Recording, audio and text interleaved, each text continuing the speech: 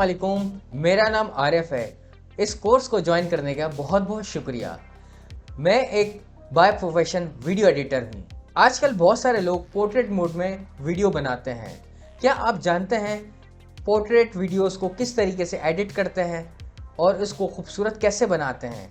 तो मैं आपको इस कोर्स में बताने जा रहा हूँ कि पोर्ट्रेट वीडियो को किस तरीके से खूबसूरत बना सकते हैं, इसको एडिट कर सकते हैं, उसके अंदर लोअर थर्ड कैसे डाल सकते हैं, उसके बैकग्राउंड कैसे खूबसूरत डाल सकते हैं, उसमें ओवरले कैसे कर सकते हैं। तो इस कोर्स को करने के बाद आप भी इस काबिल हो जाएंगे कि अपनी पोर्ट्रेट वीडियो को रिकॉर्ड करके उसको एडिट करके उसको खूबसूरत बना सकते हैं। तो चलिए शुरू करते हैं इस कोर्स को।